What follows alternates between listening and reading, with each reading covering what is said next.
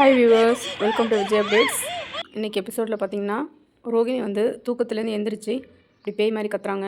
விஜயா வந்து அதை வந்து பார்க்குறாங்க. பார்த்துட்டு ரோகிணிக்கு என்ன ஆச்சுன்னு விசாரிக்கிறாங்க. இப்போ ரோகிணி வந்து யாரோ என்னை தூக்கத்தில் அடித்தாங்க, யாரும் ஞாபகம் இல்லை அப்படின்றாங்க. இந்த சேனலை சப்ஸ்கிரைப் பண்ணாதவங்க சப்ஸ்கிரைப் பண்ணுங்கள், லைக் பண்ணுங்கள், கமெண்ட் பண்ணுங்கள். மனோஜ் என்ன சொல்கிறான், அது வந்து அவங்க அப்பாவோட ஆவி வந்து ரோகிணி உடம்புல பூந்துருக்கு அப்படின்றாங்க. அடுத்த நாள் எல்லோரும் சேர்ந்து ரோகிணிக்கு வந்து பேயோட்ட ஒரு சாமியாரை வந்து ஏற்பாடு பண்ணுறாங்க. பார்வதி விட்டு அந்த ஏற்பாடு பண்ண வைக்கிறாங்க. இப்போ 3 பேர் சேர்ந்து பார்வதி வீட்டுக்கு வராங்க. ரோகிணி வந்து நான் வேணா ஒரு சைக்காட்டிஸ்ட்டை போய் செக் பண்ணிக்கிறேன் அப்படின்னு சொல்கிறாங்க. ஆனால் மனோஜ் அதை ஒத்துக்காம வான ரோகிணி வீட்டுக்குள்ள அழைச்சிட்டு போயிடுறாரு. இப்போ வந்து அவங்க எதிர்பார்த்த மாதிரி அந்த சாமியாரும் வராரு.